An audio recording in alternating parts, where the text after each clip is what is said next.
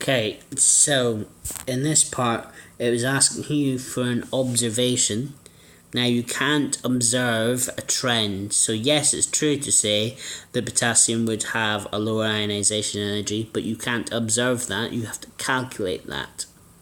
The observation was something that you were going to see from the experiment that showed that the potassium was more reactive.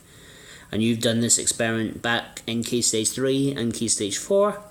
When you've seen this experiment demonstrated, you've seen that sodium fizzes. You may, if you put a very big piece of sodium in, get some sparks.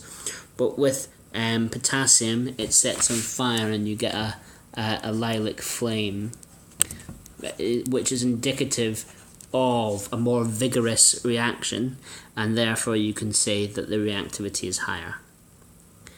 Okay, in the second part of the question, it's asking you to describe and to explain, so you've got two different command words there. So the first mark is for describing what happens, that the ionization energy goes down as you go down the group.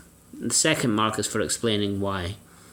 So the shielding increases, but the nuclear charge also increases.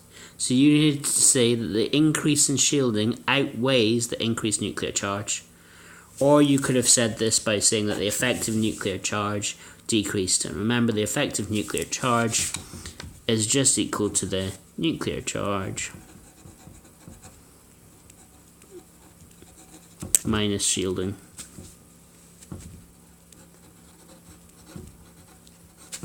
Okay, so if this is increasing, but only a bit, and this is increasing to a bigger extent, because you're subtracting a bigger number, the effective nuclear charge is going to get less.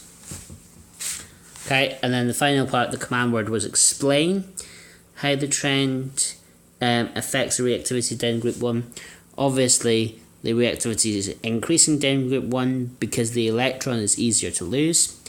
The ionization energy is the energy required to move an electron, and if it's decreasing, it's becoming closer to zero, because remember, ionization energies are endothermic, and therefore it's easier to form the ion, and therefore it's more reactive. In the second part of the question, we've reviewed this ionic, covalent and intermediate bonds in your intervention session, so I'm not going to go through that again now. I just want you to green pen that using the intervention session that you did last week. In the first part B there, it's asking you what factor dictates the type of bond that you've got. Now remember, at GCSE you are told that there is two major types of bond. Obviously there was metallic as well, but for compounds there was two major types of bond. And there was covalent and there was ionic. And a substance was either covalent or it was ionic. So at GCSE you had a dichotomy, it was one or the other. At A level, we're actually saying that it's not a dichotomy at all, it's a spectrum.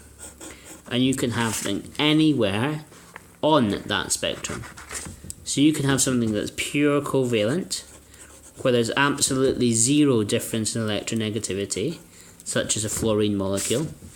You can have something that's ionic, where there's a difference in electronegativity of greater than 2, such as sodium chloride. Or you can have something that is polar covalent, such as water, or hydrogen fluoride, where there's a difference in electronegativity of greater than 1, but less than 2. So it's not quite pure ionic yet, but it's definitely not pure covalent. Okay, so remember, in pure covalent, the electrons are bang in the middle of the bond. In pure ionic, we have one that's fully negative and one that's fully positive. And in polar covalent, we have one that's partially positive and one that's partially negative. Remember here, the electrons are going to be much closer to the fluorine than they are to the hydrogen, because fluorine's more electronegative. What does the word electronegative mean? It means how good an atom is at attracting bonded electrons towards itself. So it's the electronegativity that dictates the type of bonding that is formed.